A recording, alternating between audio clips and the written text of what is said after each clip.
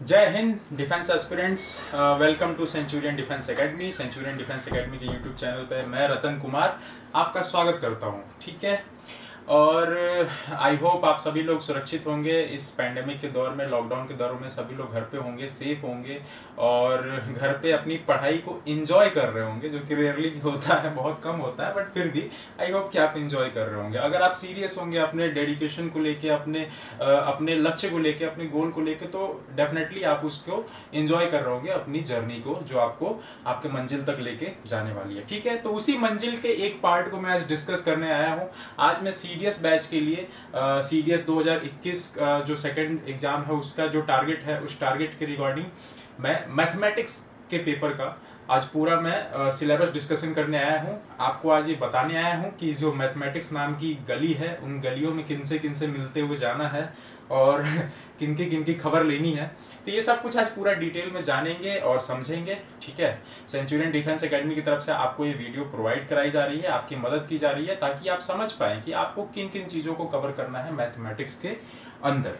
ठीक है, अब देखिए, ये आप प्रिपरेशन कर रहे हो, सीडीएस की प्रिपरेशन कर रहे हो, बहुत अच्छी बात है। कुछ लोग कर रहे होंगे, कुछ लोग करने वाले होंगे, सोच रहे होंगे, बट कभी कभी क्या होता है, कुछ लोग अभी डिसीजन नहीं लिए होते, बट देखते हैं, सिलेबस देखते हैं, तो उससे भी उनका जो डिसीजन होता है, उस डिसीजन मेकिंग में उन्हें हेल्प मिलती है। ठीक है, तो हम आज इसीलिए सिलेबस पूरा डिस्कस करेंगे और जानेंगे कैसे कैसे क्या करना है मैथमेटिक्स के अंदर।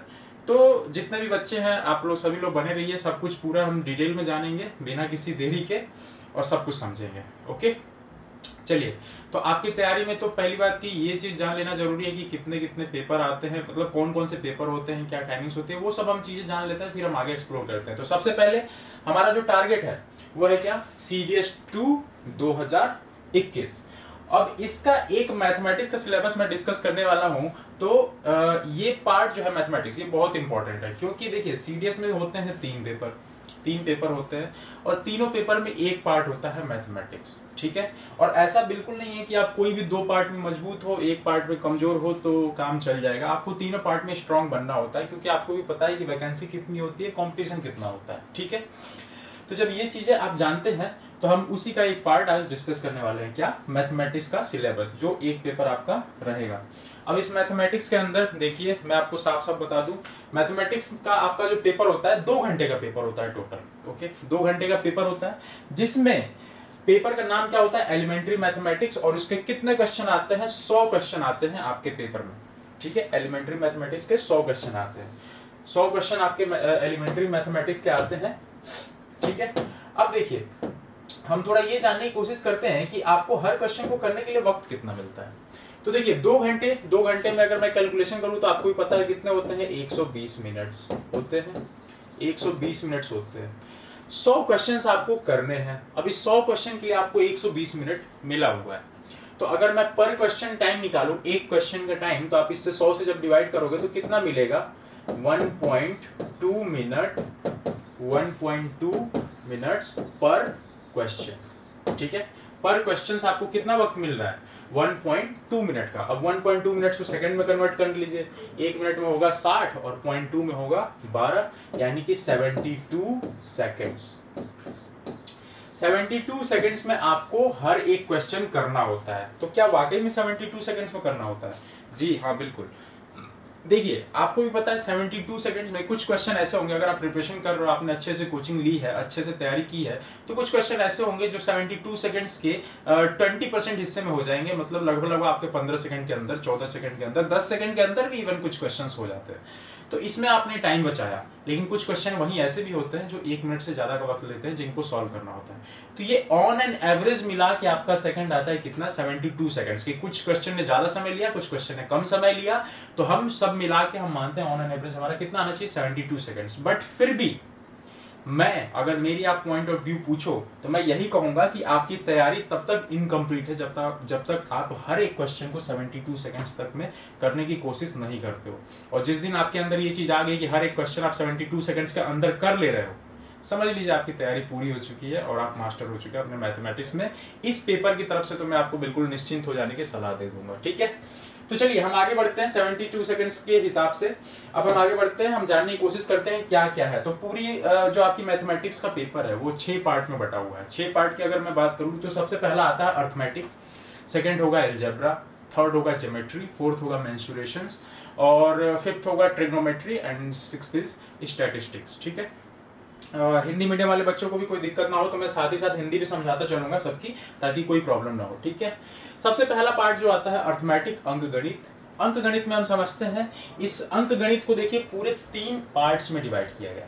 केवल अंकगणित फर्स्ट जो पोर्शन है इसको 3 पार्ट्स में डिवाइड किया गया है। And the first one is part A, and what is that? Number system, यानी कि संख्या पद्धति। नंबर्स का खेल है पूरा, नंबर्स का जंजाल, नंबर्स का पूरा क्या बोलते हैं चक्रव्यूह, उसी में हमें खेलना है, दौड़ना है। नेचुरल नंबर्स यानी कि क्या? प्राकृतिक संख्या है। प्राकृतिक संख्याओं के बारे में हमें जानना है। आपको पता होगा काफी कुछ कि नेचुरल नंबर्स में से बहुत सी चीजें हैं जो आप जानते हो, क्योंकि देखिए ये मैं बता दूं क्वेश्चन का जो लेवल होता है वो 10th लेवल तक क्या आता है, जो क्लास 10th के लेवल का होता है उसी में आता है। बस थोड़े से ट्रिकी कर दिए जाते हैं, जो देखने में आप यूं नहीं कहोगे कि ये बोर्ड के एग्जाम में मैं करता था। बोर्ड के एग्जाम से थोड़े से क्वेश्चंस को जब ट्रिकी बना देते हैं तो वो बोर्ड के एग्जाम से उठ के कॉम्पिटिशन लेवल का बन जाता है क्वेश्चन, और कुछ नहीं होता, नथिंग। ठीक है, तो नेचुरल नंबर्स के बारे में जानेंगे। नेक्स्ट हम जानेंगे किसके बारे में? पूर्णांक के बारे में, जो कि इंटीजर्स होते हैं। ठीक है, हम सारी चीजें आपकी क्लास में प्रोवाइड कराएंगे। मैं जब आपको क्लासेस में पढ़ाऊंगा, आप जब मुझसे पढ़ना चाहेंगे, चाहे वो ऑनलाइन मोड में पढ़े या ऑफलाइन मोड में पढ़े, चाहे जिस तरीके से भी पढ़े, तो मैं आपको हर चीज बताऊंगा, एवरीथिंग इन डिटेल्स, कहीं से कोई कसर नहीं छूटेगी। उल्टा जब आप प्रीवियस ईयर के क्वेश्चंस करोगे ना, पेपर करोगे, आपको बहुत कॉन्फिडेंस आएगा। इवन मैं तो क्लास में खुद ही प्रीवियस ईयर के क्वेश्चंस करवाता हूँ। कोई भी अगर बच्चा सेंचुरियन में पढ़ रहा होगा, सीडीएस के बैच में मुझसे अगर पढ़ा होगा, तो आप उनसे पूछना, वो खुद बताएंगे कि मैंने हर एक चैप्टर के अंदर प्रीवियस ईयर के क्वेश्चंस कराए हैं, पता नहीं कितने कितने। तो बच्चों के अंदर कॉन्फिडेंस आता है। उल्टा दूसरा ओवरव्यू मिलता है, हमें एक आइडिया मिलता है कि एक चैप्टर से पर्टिकुलर कैसा क्वेश्चन पूछा जाता है, क्वेश्चन पूछने के पीछे किस तरीके से दिमाग दौड़ता है सीडीएस वालों का, ये चीज हम देखते हैं। ठीक है, अब आगे क्या आता है? Rational and real numbers. Rational का मतलब होता है परिमेय संख्या, रियल नंबर्स का मतलब होता है वास्तविक संख्या। ठीक है, वास्तविक संख्याएं और परिमेय संख्या। तो केवल इतना नहीं है, और भी कई सारी संख्याएं होती है, हमें वो पूरा पढ़ना है। ये 4 भले ही दिए होते हैं इनके नोटिफिकेशन में, बट इसके अलावा भी हमें पढ़ना है, क्योंकि हर प्रकार के नंबर का इस्तेमाल होता है पूरी मैथमेटिक्स में। तो अगर मैं सिर्फ ये 4 बता दूं और मैं कहता हूं को प्राइम नंबर यानी कि सह अभाज्य संख्या की जरूरत पड़ गई आपके किसी चैप्टर में, तो अब आप जानते ही नहीं होगे तो कैसे करोगे? तो यहाँ नाम नहीं लिखा है तो इसका मतलब ये थोड़ी ना कि नहीं पढ़ना है, उसको भी पढ़ना है, क्योंकि उसकी जरूरत होती है। नेक्स्ट क्या है? Fundamental operations. फंडामेंटल ऑपरेशंस जो कि आप बचपन से करते हुए आए हो अपनी लाइफ में। फंडामेंटल ऑपरेशन में क्या करते हो आप? जोड़, घटाना, गुणा, भाग। आपने बचपन से किया है, ये किया कि नहीं किया? जोड़, घटाना, गुणा, भाग, बस वही काम करना है। तो मुझे तो थोड़ी सी हंसी आती है कि सीडीएस वाले बच्चे जो कि ऑलरेडी ग्रेजुएट हैं उनको जोड़, घटाना, गुणा, भाग, बट इतना सिंपल ना समझिए इसको कि इस तरीके से नहीं है कि हाँ 2 धन 2 बराबर 4 करना है, नहीं। ये प्लस माइनस गुणा भाग जो भी कर रहे हैं, मल्टीप्लाई डिवीजन, इसका भी एक लेवल है। वैसे इस तरीके से क्वेश्चन भी आते हैं कि इसमें भी बच्चे गलत करके आते हैं। आप विश्वास नहीं करोगे बट करके आते हैं सीरियसली। ठीक है, तो वैसे क्वेश्चंस होते हैं क्या? एडिशन, सब्ट्रैक्शन और मल्टीप्लिकेशन, डिवीजन। मौलिक क्रियाएं बोलते हैं फंडामेंटल ऑपरेशंस को हिंदी में, और क्या? जोड़, घटाना, गुणा एंड भाग। ठीक है, नेक्स्ट हम आते हैं इसी पार्ट ए के अंदर, और क्या है? Square roots and cube roots. वर्गमूल और घनमूल आपको अच्छे से आता है। 25 का वर्गमूल 5 होता है, 125 का घनमूल 5 होता है, ये भी आपको पता है। 27 का घनमूल 3 होता है, 64 का वर्गमूल 8 होता है, आपको अच्छे से पता है। तो स्क्वायर रूट और क्यूब रूट को निकालने के अच्छे से अच्छे तरीके, कम से कम समय में निकालने के तरीके, और जटिल से जटिल यानी कि कॉम्प्लेक्स से कॉम्प्लेक्स फॉर्म में जो क्वेश्चंस दिए होते हैं उनको सॉल्व करने का मैं सारे तरीके आपको क्लासरूम में बताऊंगा। तो स्क्वायर रूट और क्यूब रूट से रिलेटेड क्वेश्चन आता है। कभी एग्जाम में ये नहीं पूछेगा कि 625 का स्क्वायर रूट बताओ, नहीं। 625 से और भी कुछ क्रियाएं कर देगा, कुछ ऑपरेशंस उसमें डाल देगा, उसके बाद पूछेगा अब इसका स्क्वायर रूट बताओ।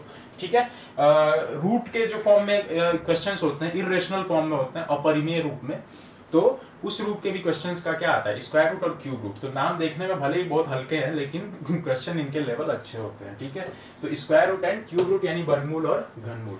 नेक्स्ट आते हैं हम क्या? डेसिमल फ्रैक्शन यानी कि दशमलव भिन्न। देखिए फ्रैक्शन बहुत टाइप के होते हैं, आपने पढ़ा है। पढ़ा ही होगा। डेसिमल फ्रैक्शन उसी का एक टाइप है। तो डेसिमल फ्रैक्शन से रिलेटेड जितने क्वेश्चन है वो सब आपको पढ़ने हैं बार के फॉर्म में, recurring, non recurring, repeating, non repeating, terminating, non terminating, जितने हैं सारे टाइप्स में पढ़ाऊंगा, सब कुछ डिटेल में पढ़ेंगे हम क्लासरूम में। तो डेसिमल फ्रैक्शन भी एक टाइप है, यानी जितने भी भिन्न जो कि दशमलव के रूप में व्यक्त किए जा सकते हैं, एक दशमलव संख्या के रूप में, डेसिमल नंबर के रूप में, वो सभी डेसिमल फ्रैक्शन के अंदर कवर होंगे। ठीक है, नेक्स्ट आता है क्या, यूनिटरी मेथड, एकिक नियम। यूनिटरी मेथड का मतलब होता है जब भी हम किसी क्वेश्चन में या फिर किसी भी टाइप के सवाल में 1 की वैल्यू निकालते हैं, उसको यूनिटरी मेथड कहते हैं, उस काम को ही यूनिटरी मेथड कहते हैं। जैसे कि मैं बोलूं कि 5 पेन की कीमत 25 रुपए है या 30 रुपए है, 5 पेन की कीमत 30 रुपए है, तो एक पेन की कीमत बताओ कितना हो जाएगा, 6।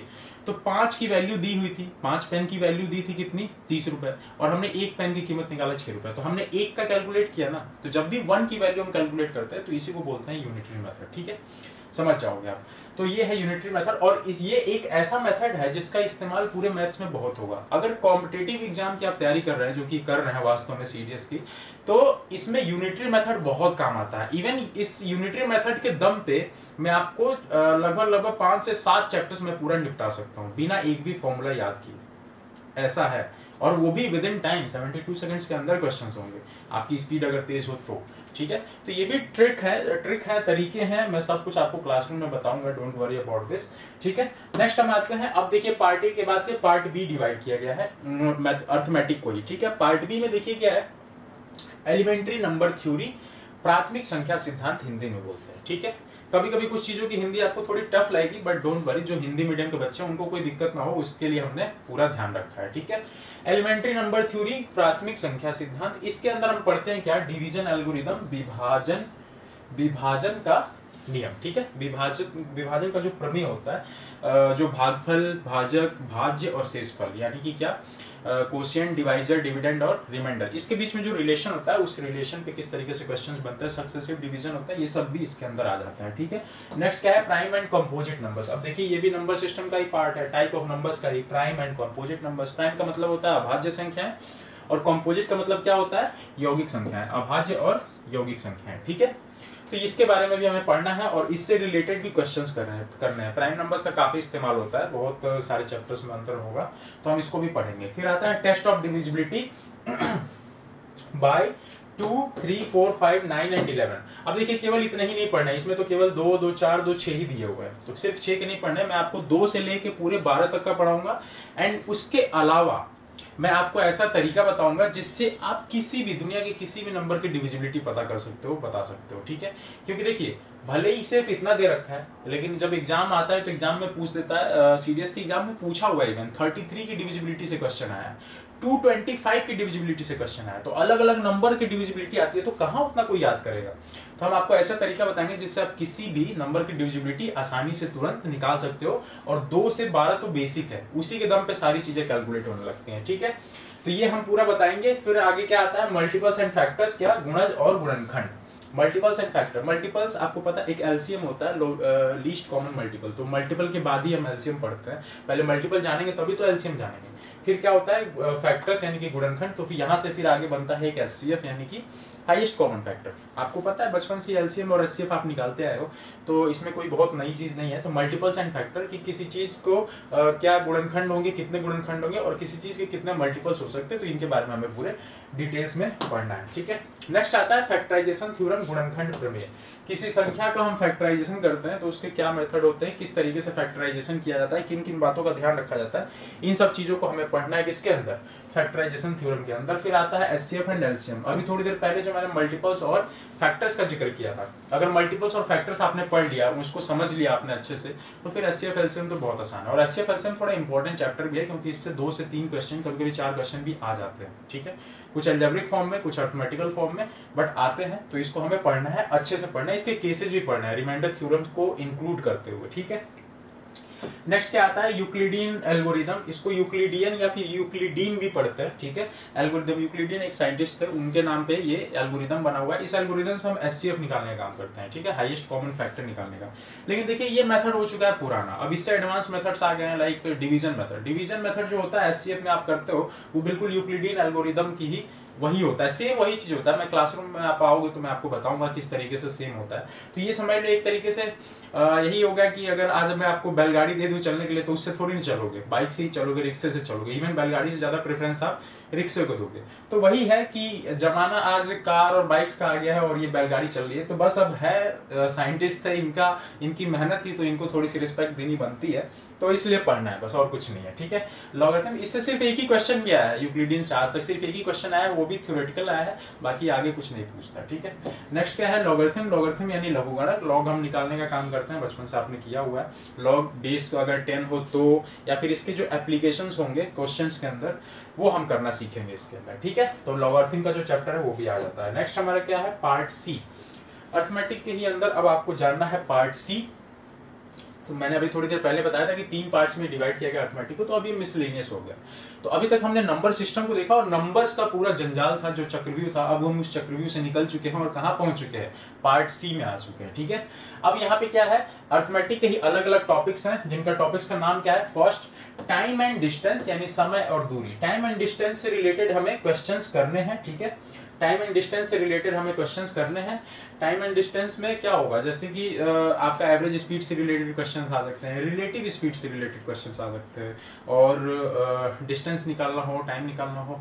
फिर उसमें थोड़ा सा और आगे मूव करेंगे तो ट्रेन से रिलेटेड क्वेश्चन आ जाते हैं, जब ट्रेन कोई पुल को पार कर ले, किसी व्यक्ति को पार कर ले, किसी पोल यानी खंबे को पार कर ले, तो ये सब चीजों से रिलेटेड क्वेश्चंस आते हैं, और ट्रेन पर भी हम सारे क्वेश्चंस करेंगे। नेक्स्ट उसी में आ जाता है बोट्स एंड स्ट्रीम, यानी कि नाव और धारा, तो उसके केसेस भी हम पूरे पढ़ेंगे। उसमें हम अच्छे अच्छे आपको मेथड बताएंगे, जिससे आप डायरेक्ट फॉर्मूले पे और शॉर्ट ट्रिक्स पे आंसर निकालोगे। ठीक है, तो ये सब चीजें भी हम सीखेंगे, प्लस बेसिक मेथड भी सीखेंगे हर क्वेश्चंस का। नेक्स्ट क्या आता है, टाइम एंड वर्क। अब सीधी सी बात है, जहां कार्य होगा वहां कुछ ना कुछ समय भी लगेगा। कार्य अगर मान लीजिए लोग बढ़ा दिए गए, किसी काम को करने के लिए 10 से बढ़ा के 20 कर दिए गए, तो सीधी सी बात है जितना टाइम लगना था उसका अब आधा लगेगा, क्योंकि डबल लोग हो गए तो टाइम भी कम हो जाएगा। तो ये जो वर्क का, इंसानों का और टाइम का, इसका जो रिलेशन होता है ना, कॉम्बिनेशन जो बनता है, उससे रिलेटेड हम क्वेश्चंस को इसमें करते हैं। उसका हम मेथड बताएंगे, उसका तरीका बताएंगे। मैं तो इसमें आपको एक मेथड बताऊंगा, एक मेथड पे पूरा चैप्टर हो जाएगा, ये पूरा क्वेश्चन पूरा का पूरा चैप्टर सॉल्व हो जाएगा सिर्फ एक मेथड से। ठीक है, तो समय और कार्य, इसी में वेगेज वाला भी आ जाता है, जब सैलरी, कोई काम होता है तो सैलरी भी मिलती है, तो सैलरी का डिस्ट्रीब्यूशन किस तरीके से होता है वो भी इसी के अंदर आ जाएगा। ठीक है, नेक्स्ट आ जाता है क्या, परसेंटेजेस, यानी कि प्रतिशतता। परसेंटेज तो ऐसा चैप्टर है जिसका इस्तेमाल कई अदर चैप्टर्स में भी होता है, लाइक प्रॉफिट एंड लॉस देख लीजिए, सिंपल एंड कंपाउंड इंटरेस्ट, जो ब्याज होता है, साधारण ब्याज, चक्रवृद्धि ब्याज, प्रॉफिट एंड लॉस यानी कि लाभ और हानि, इसमें हो जाता है। फिर से परसेंटेज इसमें खुद में तो इस्तेमाल होता ही है, कभी कभी रेशियो एंड प्रोपोर्शन वाले चैप्टर में भी हो जाता है। परसेंटेज ये ऐसा टॉपिक है ना जिसका इस्तेमाल आप चाहो ना तो किसी भी चैप्टर में क्वेश्चन बनाए जा सकते हैं जबरदस्ती भी।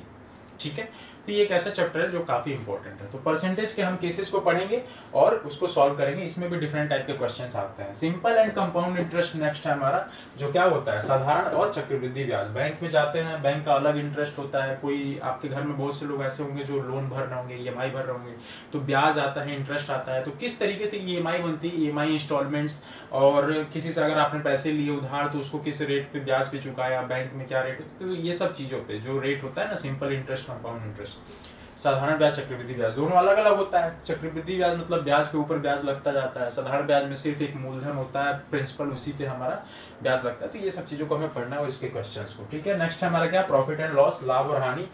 लाभ और हानि के बिना तो कुछ होना ही नहीं है भाई।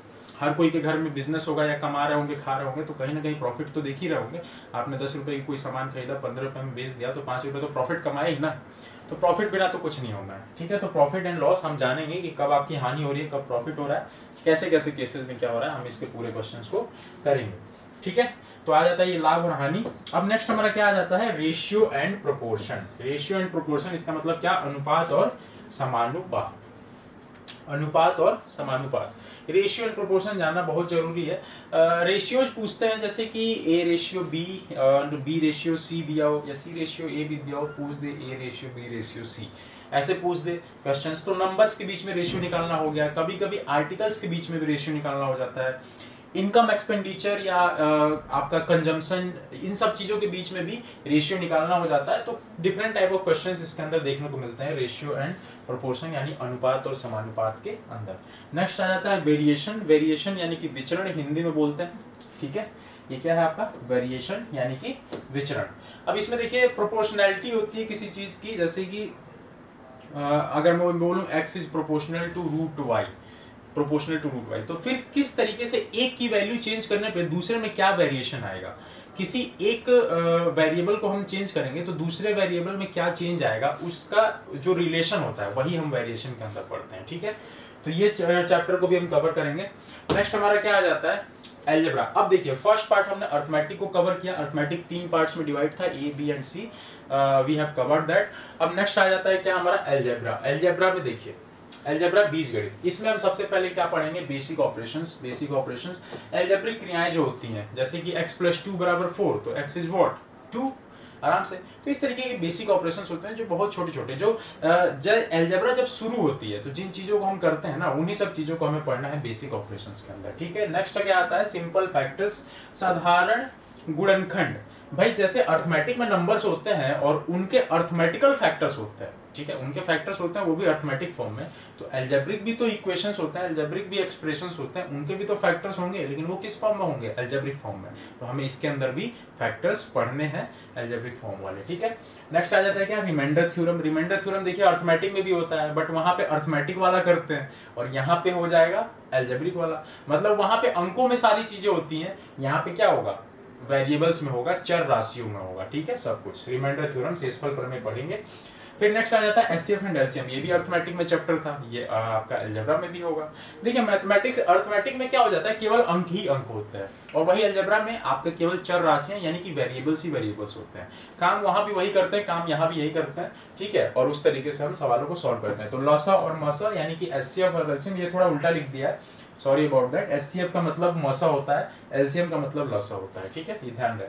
तो इससे रिलेटेड हमें क्वेश्चंस को करने हैं। नेक्स्ट क्या आ जाता है हमारा, थ्योरी ऑफ पॉलिनोमियल्स यानी कि बहुपदों का सिद्धांत।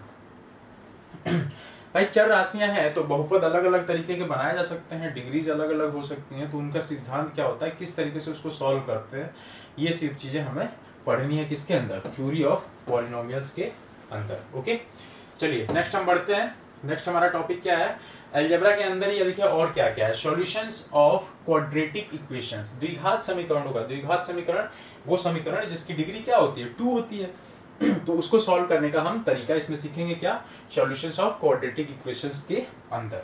ठीक है, उसके सॉल्यूशंस को हम कैसे निकालेंगे, उसके तरीके क्या होंगे, कैसे शॉर्टकट से होगा। फिर नेक्स्ट क्या है, relation between its roots and coefficient. भाई सीधी सी बात है, द्विघात समीकरण है, क्वाड्रेटिक इक्वेशन है, रूट्स भी होंगे इसके कोफिशिएंट्स भी होंगे, तो उनके बीच में क्या रिलेशन होता है, क्या फॉर्मूला होता है, किस तरीके से रूट्स और कोफिशिएंट के बल पे ही एक द्विघात समीकरण हम बना सकते हैं, वो सब कुछ तरीका हम इसके अंदर सीखेंगे। Relation between its roots and coefficient, साथ में ये भी क्या रखा है कि real roots will be considered. भाई रूट्स 2 टाइप के होंगे, रियल होंगे और इमेजिनरी होंगे, तो उसमें हमें सिर्फ रियल रूट वाले केसेस को पढ़ना है, इमेजिनरी को हटा देना है। ठीक है, अब आते हैं नेक्स्ट, अलजेब्रा के अंदर ही क्या है, simultaneous linear equations in 2 variables and their solutions. ठीक है, 2 चरों की रैखिक असमीकाएं को पढ़ना है और उनके हल। रैखिक असमीकाएं देखिए, इक्वेशन बोलते हैं जब इक्वल का निशान होता है, इन इक्वेशन बोलते हैं जब इक्वल ना हो, बड़े का निशान हो या छोटे का निशान हो, तो वो इन इक्वेशन हो जाता है। तो उस तरीके के क्वेश्चंस को भी हमें पढ़ना है, इस पे स्टेटमेंट बेस्ड क्वेश्चन आ जाते हैं। ठीक है, तो स्टेटमेंट बेस्ड क्वेश्चन को भी हम करना सीखेंगे, ओके, क्लासरूम के अंदर। फिर आ जाता है साइमल्टेनियस लीनियर इक्वेशंस। देखिए यहाँ पे क्या था, यहाँ पे था आपका इन इक्वेशंस, यहाँ पे क्या हो गया, इक्वेशंस। बीच का निशान चेंज होने की वजह से सिर्फ बदल जाता है, अगर बड़े छोटे का निशान हो, जैसे ये है और ये है, तो ये इन इक्वेशन के केस में आ जाता है, और जब ये इक्वल का निशान हो यहाँ पे, तो ये किस केस में आ जाता है, इक्वेशन की केस में। तो इक्वेशन को सॉल्व करने का क्या तरीका होगा, हम ये भी जानेंगे और उसका सॉल्यूशन भी निकालेंगे। Sorry about that, sorry. फिर आ जाता है एनालिटिकल और ग्राफिकल सॉल्यूशंस इसके। भाई 2 तरीके के सॉल्यूशंस करने होंगे, एनालिटिकल जो आप पेन पेपर पे करते हो अपने कैलकुलेशंस के थ्रू, ग्राफिकल जो ग्राफ के थ्रू बना के किया जाता है। हालांकि ग्राफ के क्वेश्चंस अभी तक तो आए नहीं है ज्यादातर, कभी एक आए होंगे, मतलब मेरी नजर में तो अभी नहीं है, तो बट है सिलेबस में तो पढ़ना है। ठीक है, चलिए आगे बढ़ते हैं। Next set language and set notation, समुच्चय जानते हैं, इंटरसेक्शन, यूनियन, नल सेट होता है ना, और इससे रिलेटेड क्वेश्चंस कैसे हो जाते हैं, क्वेश्चंस भी बहुत तरीके से पूछे जाते हैं, ए दे दिया, बी दे दिया, उसका इंटरसेक्शन दे दिया या यूनियन दे दिया, फिर पूछ लेगा कि बताओ इसमें से कितने, जैसे फेल पास होने पे क्वेश्चन बन जाते हैं, ठीक है। और भी तरीके के क्वेश्चन बनते हैं, कभी कभी सीधा टर्म्स रख के भी हो जाते हैं कि जो सेट्स के अंदर जो वैल्यूज रखी होती हैं उनको भी रख के डायरेक्ट क्वेश्चन भी आ जाता है। तो सेट आपने बचपन में पढ़ा होगा, आई थिंक क्लास 5, 6 या 7 में जब भी पढ़ा होगा, तो उसके ही क्वेश्चन है, बहुत ज्यादा ये हाई लेवल का नहीं आता है, आसान लेवल का आता है, तो घबराने की जरूरत नहीं है। तो सेट लैंग्वेज जो है हमारा वो पढ़ेंगे, सेट नोटेशन, सेट थ्योरी, सब कुछ इसमें पढ़ेंगे, ठीक है, समुच्चय सिद्धांत और उनकी भाषाओं को और उनके प्रतीकों को। फिर क्या आ जाता है, rational expressions and conditional identities, ठीक है, परिमेय व्यंजक और सशर्त सर्वसमीकाएं।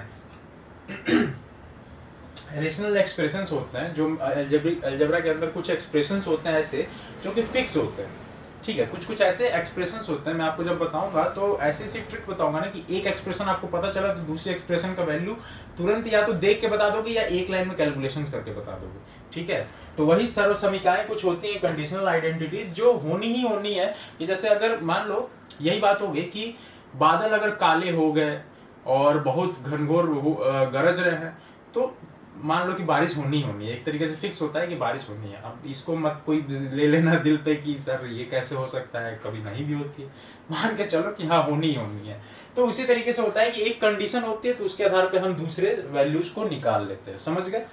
इस तरीके से क्वेश्चन को सॉल्व करना होता है और रेशनल एक्सप्रेशंस होते हैं उसी के अंदर, ठीक है।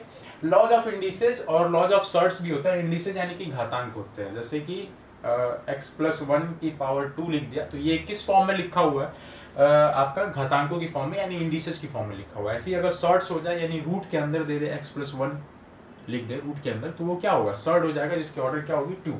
तो इस तरीके से laws of indices and laws of क्या पढ़ने हैं, सर्ट्स भी पढ़ने हैं, ठीक है। इंडिसेस प्लस क्या पढ़ने हैं, सर्ट्स, यानी कि करंडी बोलते हैं इसको, ठीक है, हिंदी में करंडी जानते होंगे हिंदी मीडियम वाले बच्चे अच्छे से, ठीक है। अब नेक्स्ट आते हैं, सेकंड पार्ट हमने कवर कर लिया अलजेब्रा को। अब थर्ड आता है हमारा ट्रिग्नोमेट्री। ट्रिग्नोमेट्री में देखिए बहुत ज्यादा पोर्शन नहीं है ट्रिग्नोमेट्री में, लेकिन क्वेश्चंस आते हैं। ट्रिग्नोमेट्री में आपको पढ़ने के लिए चीजें कम है, बट इस पे करने के लिए क्वेश्चंस काफी ज्यादा है, ये चीज ध्यान दें, ठीक है। 4 ही 5 टाइप के क्वेश्चंस बनते हैं, किस तरीके से, पहली बात sine x, cosine x, tangent x, जो भी आपका ट्रिग्नोमेट्रिक फंक्शंस है, ट्रिग्नोमेट्रिक रेशियोज है, इन रेशियोज का साइन, कोसाइन, टेंजेंट, इनकी वैल्यूज को हमें पढ़ना है जब एंगल आपका क्या हो, 0 से 90 डिग्री हो। ये आप ध्यान रखिए, आपके सिलेबस में 0 से 90 डिग्री के एंगल के बीच का ही है, 90 डिग्री से ऊपर वाला नहीं है।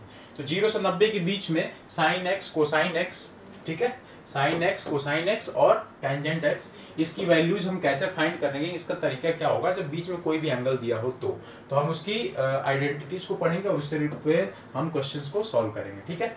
फिर आ जाता है values of sine x, cosine x, ten x. यही साइन, कॉस और टेन की जो वैल्यू है ट्रिग्नोमेट्रिक रेशियोज की, इनकी वैल्यू किस पे 0 डिग्री, 30, 45, 60 और 90 डिग्री पे। इसका पूरा एक चार्ट बनता है, टेबल बनता है।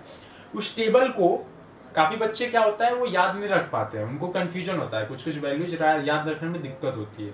तो मैं आपको एक आसान तरीका बताऊंगा, पहली बार टेबल बनाने का, और फिर आसान तरीका बताऊंगा टेबल को याद रखने का, ठीक है, ताकि आपको कोई कंफ्यूजन ना हो। तो ये सारी चीजें मैं क्लासरूम में कराऊंगा। साइन एक्स, कॉस एक्स और टेन एक्स की वैल्यूज इन सब डिग्रीज पे फाइंड करना, ये आपके सिलेबस में है। फिर क्या है, सिंपल ट्रिग्नोमेट्रिक आइडेंटिटीज।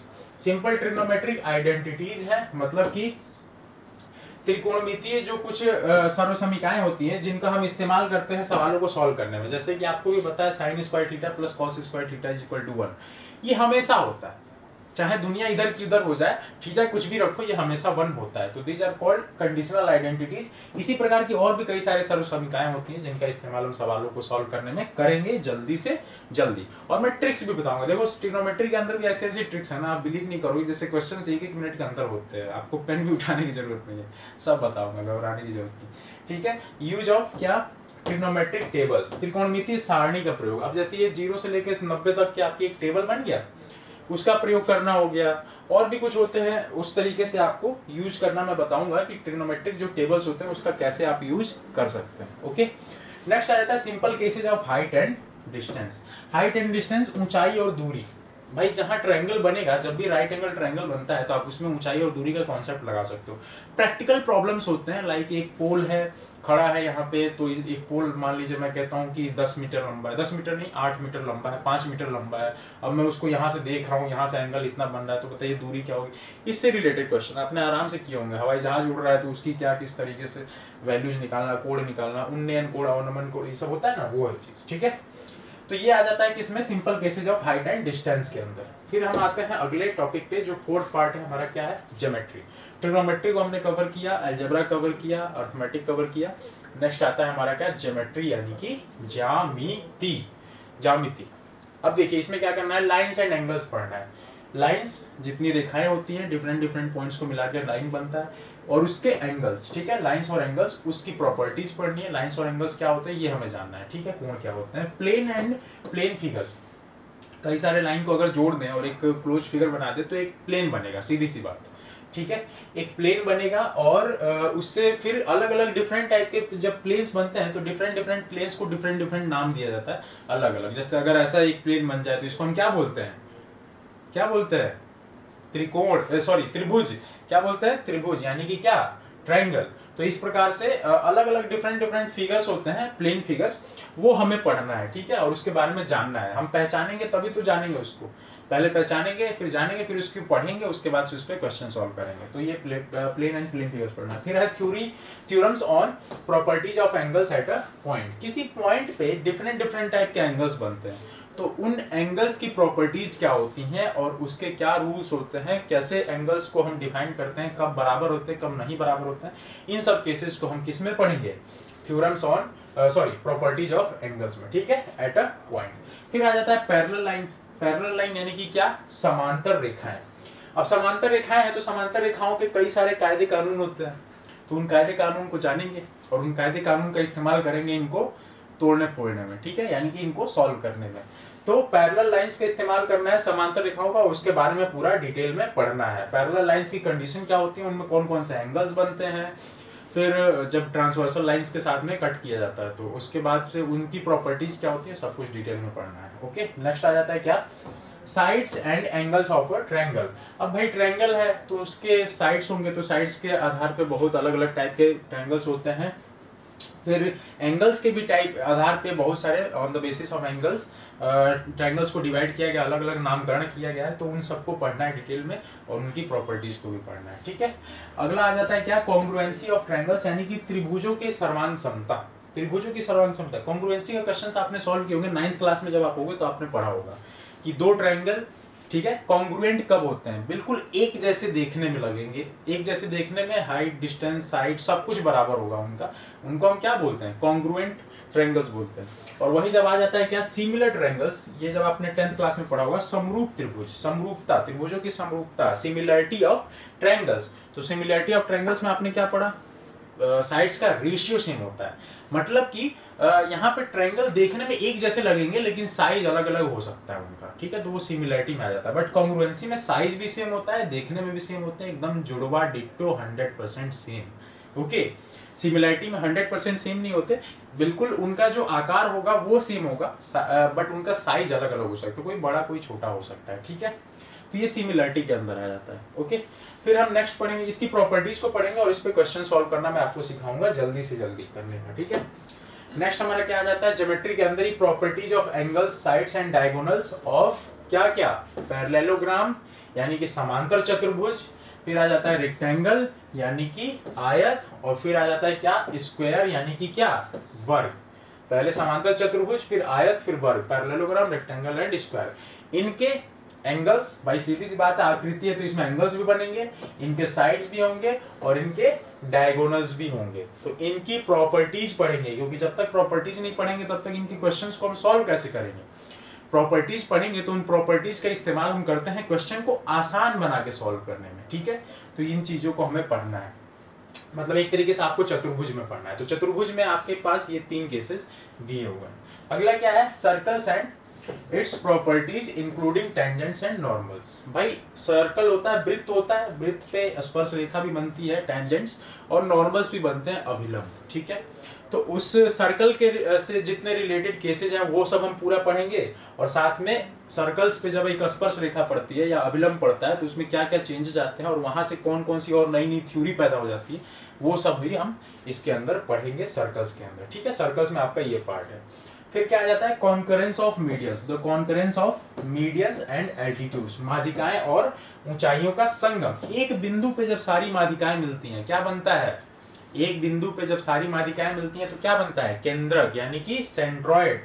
ऐसी अलग अलग और क्या होती हैं, एल्टीट्यूड्स। एल्टीट्यूड्स भी डिफरेंट डिफरेंट होते हैं ट्रायंगल्स के अंदर। ठीक है, तो वो जब क्रॉस करती हैं तो क्या क्या बनता है, एक बार ऑर्थो सेंटर बनता है, एक जगह इन सेंटर बनता है, सरकम सेंटर बनता है, मतलब कि परि केंद्र, अंतः केंद्र, आपका ऑर्थो सेंटर, ये सब जो भी होता है। तो इसमें हमें पूरा डिटेल में पढ़ना है, इनके रिलेशन पढ़ने हैं और इनसे और क्या क्या नए नए फॉर्मूले पैदा होते हैं जिसको इस्तेमाल करके हम सवाल जल्दी सॉल्व कर सकते हैं, ये सब हमें पूरा पढ़ना है। ठीक है, नेक्स्ट आ जाता है लोकाई, लोकस। लोकस यूएस हटा के लास्ट में आप 2 आई भी डाल सकते हो। ये होता है बिंदुपत, किसी पॉइंट को अगर किसी सर्कल पे या फिर कोई भी आकृति उसमें हम चला रहे हैं तो उसका लोकस क्या होगा, क्या आकृति बन के तैयार होती है, वो हम पढ़ते हैं किसमें, लोकस के अंदर यानी बिंदुपत में। ओके, अगला देखिए 4 पार्ट हमने कवर कर लिया। नेक्स्ट 5वां आ जाता है मेंसुरेशन। मेंसुरेशन को हिंदी में बोलते हैं क्षेत्रमिति। क्षेत्रमिति में देखिए आपको क्या क्या पढ़ना है, स्क्वायर का एरिया, स्क्वायर का एरिया यानी कि क्या, एरिया ऑफ स्क्वायर, वर्ग का क्षेत्रफल, वर्ग का क्षेत्रफल आपको फॉर्मूला पता है, मैं जानता हूं थोड़ी बहुत लोग हंस भी रहोगे बट डोंट वरी। वर्ग का क्षेत्रफल हमें पढ़ना है और इससे रिलेटेड क्वेश्चंस को करने हैं। अगला आयत, आयत का भी क्षेत्रफल, परिमाप भी इसी के अंदर आ जाता है, पेरीमीटर भी। ठीक है, पेरीमीटर एरिया दोनों चीजों को हमें कवर करना है। समांतर चतुर्भुज पैरेललोग्राम्स के अंदर के एरिया और पेरीमीटर को कवर करना है। फिर क्या आ जाता है, ट्रायंगल यानी कि त्रिभुज। तो ये 4 आकृतियां तो भाई समतल आकृतियां जो है इनको करना ही है, प्लेन फिगर्स जो होते हैं, इन चारों की properties, perimeters, areas, different different जो भी आकृतियां बन सकती हैं आपके पैरेललोग्राम के अंदर भी, और क्या क्या बन सकता है, तो सब कुछ पढ़ना है। ठीक, सर्कल भी साथ में, सर्कल को क्यों छोड़ दिया, इसके साथ हम न्याय नहीं कर सकते, इसका भी।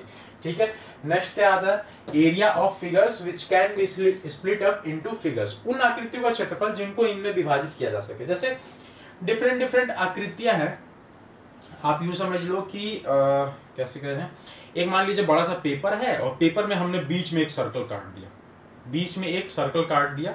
अब वो पूछे कि इसका एरिया क्या है या बचे हुए हिस्से का क्षेत्रफल क्या होगा, एरिया क्या होगा। तो एक तरीके से एक पेपर क्या था, पहले स्क्वायर के फॉर्म में था या रेक्टेंगल के फॉर्म में था, मतलब आयत या वर्ग के फॉर्म में था, और उसमें से हमने एक सर्कल काट दिया। मतलब एक फिगर के अंदर हमने 2 फिगर तैयार कर लिया। कौन कौन सा, एक स्क्वायर तो था ही पहले से और साथ में एक सर्कल भी नया बन गया। ठीक है, तो वैसे फिगर्स को, वैसे आकृतियों को हमें इसके अंदर कवर करना है जिसको हम इन आकृतियों में डिवाइड कर सकते हैं। किसमें किसमें, इन कितने, 5, ये 5 आकृतियों के अंदर हम जिन जिन फिगर्स को डिवाइड कर सकें तो उनसे रिलेटेड क्वेश्चंस को करना है। तो ज्यादा कुछ नहीं होता है, बस प्लस माइनस का खेल होता है कि ये कुछ जो हमने काटा उसके एरिया को हटा दिया तो बचा हुआ निकल जाएगा, या बचे हुए को हटा दिया तो जो काटा उसका निकल जाएगा। इस तरीके से हम अपना दिमाग लगाते हैं और सवालों को सॉल्व करते हैं जल्द से जल्द। ठीक है, तो ये पार्ट हो जाता है इसके अंदर। नेक्स्ट हमारा आ जाता है मेंसुरेशन के अंदर surface area and volume of cuboids. हाँ, अभी जो पीछे था वो 2D का पार्ट था। 2D मतलब जो समतल आकृतियां होती है वो 2D होती हैं, 2 डायमेंशनल, द्विविमीय बोलते हैं, दो जिसके 2 वो होते हैं, डायमेंशंस होते हैं। ठीक है, अब क्या आ जाता है 3D में। अब आते हैं 3D में, देखिए क्यूबॉइड, क्यूबॉइड यानी कि क्या, घनाभ। तो घनाभों का हमें क्या पढ़ना है, सरफेस एरिया। सरफेस एरिया का मतलब होता है पृष्ठ क्षेत्रफल। ठीक है, और फिर उसका वॉल्यूम, वॉल्यूम का मतलब क्या होता है, आयतन।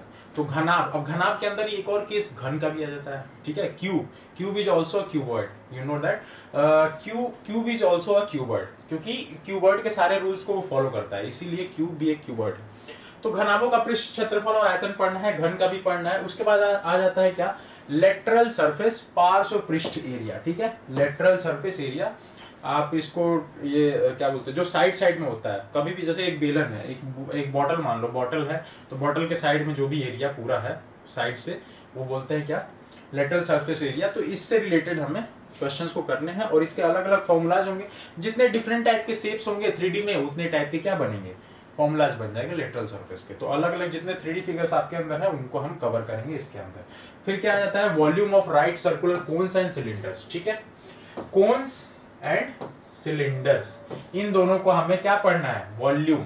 ठीक है, वॉल्यूम पढ़ना है यानी कि आयतन पढ़ना है, लेकिन सिर्फ आयतन ही नहीं पढ़ना है, ये भी पढ़ना है पार्श्व पृष्ठ यानी कि surface area, curved surface area भी बोलते हैं, लेटरल सरफेस एरिया को कर्व्ड सरफेस एरिया CSE, ठीक है। और टोटल सरफेस एरिया भी पढ़ना है। फिर आ जाता है क्या, ये आपका क्या हो जाएगा, लंब वृत्तीय शंकु और बेलनों का आयतन। लंब वृत्तीय मतलब जो बिल्कुल स्ट्रेट रहेंगे, जिसमें बीच में एल्टीट्यूड बनेगा एकदम, ठीक है, टेढ़े मेढ़े वाले नहीं, समझ गए। तो इस तरीके से हमें पढ़ना है volume of right circular cones and cylinders का। फिर आ जाता है क्या, surface area and volume of spheres. गोला होता है, बॉल खेला होगा, भारी वाले बॉल से भी खेला होगा, ड्यूज वाले बॉल से, जो एकदम अंदर ठोस भरा होता है, मार दिया किसी को फूट जाएगा सर, तो वो सब मारने वारने वाला काम नहीं करना है, बस हमें उसको पढ़ना है, उसके बारे में जानना है। Surface area and volume of spheres यानी कि गोला जो होता है, तो गोले का भी तो भाई एरिया होता है ना बाहर बाहर से, तो उसका हमें क्या पढ़ना है, सरफेस एरिया यानी कि पृष्ठ क्षेत्रफल, और साथ में वॉल्यूम, वो कितनी जगह घेरा हुआ है, ठीक है। ये चीजें हमें पढ़नी है वॉल्यूम्स का। तो गोला हो गया, बेलन हो गया, सिलेंडर कोन हो गया यानी कि शंकु, क्यूबॉइड हो गया, घनाभ वगैरह, ठीक है। अब आ जाते हैं हम अपने नेक्स्ट यानी कि छठे टॉपिक पे, जिसका नाम है क्या, स्टैटिस्टिक्स। स्टैटिस्टिक्स का मतलब सांख्यिकी। देखो ये भी नंबर सिस्टम से ही जुड़ा हुआ है। नंबर सिस्टम से इसलिए जुड़ा हुआ है क्योंकि इसमें भी सारा नंबर्स का खेल है। अर्थमेटिक का इस्तेमाल पूरा पूरा होगा, हर जगह होगा। अर्थमेटिक के देखो परसेंटेज भी इसके अंदर इंक्लूड हो जाता है, प्रॉफिट एंड लॉस भी इसके अंदर इंक्लूड हो जाता है, नंबर सिस्टम भी इसके अंदर इंक्लूड हो जाता है। मतलब ये एक ऐसा चैप्टर है जो अर्थमेटिक के चाहे तो सारे के सारे चैप्टर को उठा के अपने अंदर संभाले, ऐसा चैप्टर है ये, ठीक है। क्योंकि अलग अलग टैबुलेशन होते हैं, टेबल्स दिए होते हैं, ये टेबल्स, इसके क्वेश्चन आपको इतने बड़े बड़े दिखेंगे, इतने बड़े बड़े भयंकर भयंकर दिखेंगे, और उसमें से छोटे छोटे क्वेश्चंस पार्ट में होते हैं और उसके आंसर्स निकाल रहे होते हैं, ठीक है, डिवाइड कर करके।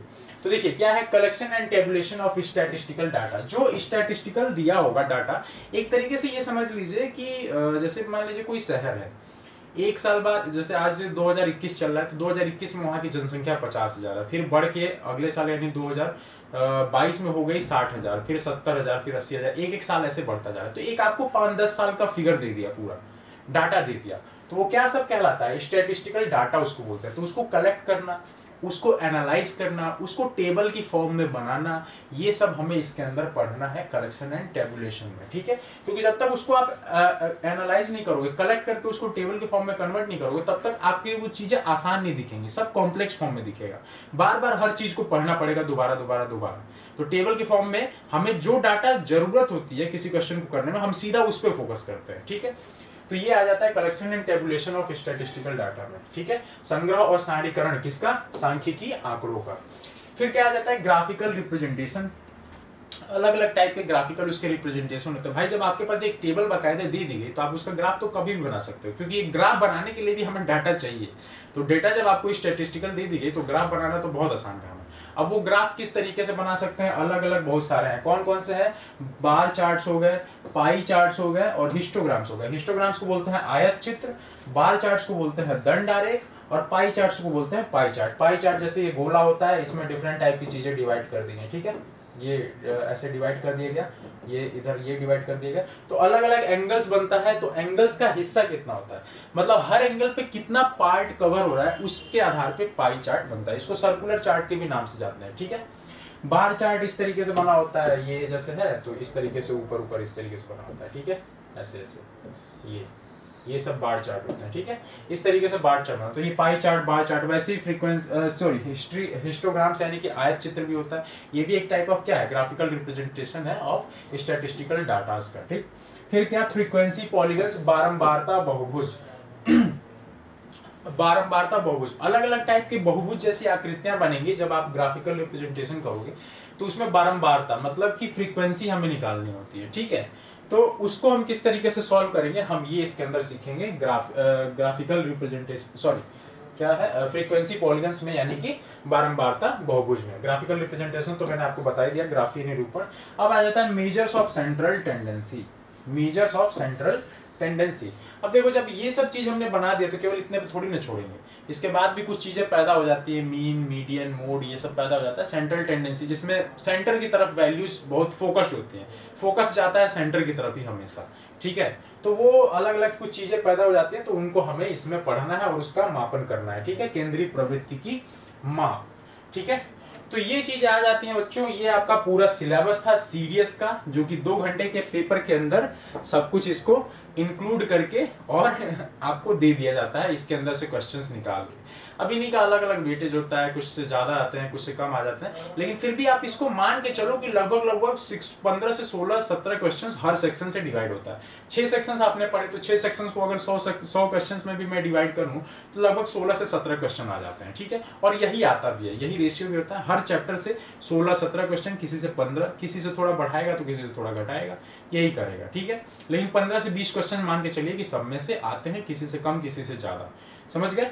तो ये था आपका पूरा सीडीएस का सिलेबस। आई होप आपको मजा आया होगा, आपको सारी चीजें समझ में आई होंगी। अब आपको एक नया डायरेक्शन मिला होगा कि हाँ मुझे किन किन चीजों को पढ़ना है, किन किन चीजों को अवॉइड करना है। क्योंकि देखिए जब आप एक बुक खरीदने जाते हो तो सीधी सी बात है, बुक में बहुत सारी चीजें ऐसी भी दी होती है जिनकी जरूरत नहीं है, जिनकी जरूरत नहीं है। तो जो जिसकी जरूरत ही नहीं है तो वो क्यों पढ़ के अपना दिमाग आप लोग खराब करो। जिस एग्जाम पे आपका फोकस है वही ओरिएंटेड आप पढ़ो। इसको हम बोलते हैं स्मार्ट स्टडी, ठीक है। तो smart study plus hard work, यही मिला के आपको मिलता है क्या, सिलेक्शन, ठीक है। तो चलिए ये आज हम वीडियो यहीं पे खत्म करते हैं। आपको मैंने सब कुछ समझा दिया, सब कुछ डिटेल में। मैं रतन कुमार आपसे विदा लेता हूं अब इस समय। अच्छे से पढ़िए, सेफ रहिए, सुरक्षित रहिए और आप लोग सभी अपना ध्यान रखिए। बाकी अगर आपको कोई भी इंफॉर्मेशन चाहिए, कोई भी जानकारी चाहिए, आप अगर हमारे क्लासरूम प्रोग्राम को ज्वाइन करना चाहते हो, और ऑनलाइन मोड में भी क्लासेज होती हैं, ऑफलाइन में भी होती हैं, तो आप हमारी हेल्पलाइन नंबर पे कॉल करके सारी जानकारी ले सकते हो, सब कुछ पूछ सकते हो। हेल्पलाइन नंबर्स आपको वीडियो में दे दी गई हैं, ठीक है। या फिर आप हमारी वेबसाइट पे भी जाके आप इन चीजों को ले सकते हो। फ्री ऑफ कॉस्ट आपकी काउंसलिंग होगी, आप जब चाहेंगे कॉल करके बात कर सकते हैं, ठीक है। तो चलिए बने रहिए हमारे साथ में, फिर हम किसी नए वीडियो के साथ में आएंगे और आपके लिए कुछ अच्छी चीजें लेके आएंगे। तो अभी के लिए इजाजत देते हैं, जय हिंद। फ्रेंड्स, मेरा नाम सागर चहार है।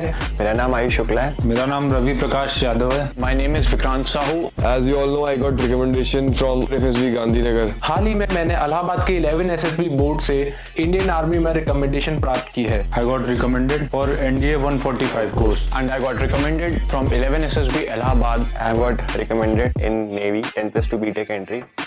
आप भी बन सकते हैं हिस्सा भारत के रक्षा क्षेत्र में हमारी ऐतिहासिक कामयाबी की दास्तां का। क्या आप भी बनना चाहते हैं अधिकारी भारतीय सेना में? अगर हाँ, आज ही ज्वाइन करें सेंचुरियन डिफेंस एकेडमी और ले individual and personalised guidance India के इलाइट एसएसबी पैनल से।